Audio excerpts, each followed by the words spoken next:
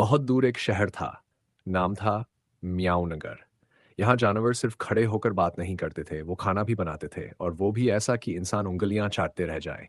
और सबसे मशहूर था कैट कैफे, जहाँ खाना बनता था पंजों से और स्वाद आता था दिल से। पार्ट वन, शेफ मियाओ और उसका उबलता अंडा।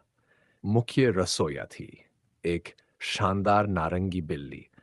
वो इतना बढ़िया खाना बनाती कि लोग कहते अगर इसने अंडा उबाला है तो उसमें भी स्वाद भर दिया होगा। एक दिन शेफ म्याओ अंडे उबाल रही थी और साथ ही साथ डांस कर रही थी। अंडे इतने मस्त घूमे कि एक तो उसके सिर पर जाकर बैठ गया और दूसरा पैन में गिरने की जगह गैस के नीचे चला गया।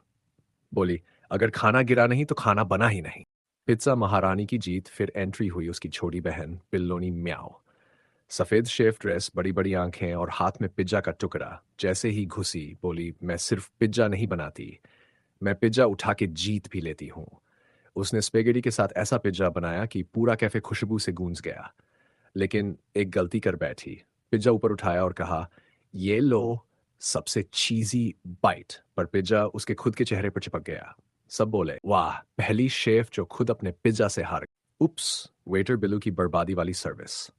अब एंट्री हुई। बिल्लू वेटर, एक भारी भरकम बिल्ली जिसकी शक्ल मासूम पर हाथ भारी थे। उसका काम था खाना परोसना, लेकिन हर बार कुछ गिराना जरूरी था। इस बार ट्रे में थे झींगेन्स, नींबू और हरी मिर्च। जैसे ही वो बोला, लीजिए सर, गर्मा गर्म। झींगे ऐसे उड़े जैसे उसे खुद तैरना आता हो। एक झींगा तो सीधे मेज पर बैठे कुत्ते के मुंह में गिरा। वो बोला, ओहो, स्पेशल डिलीवरी।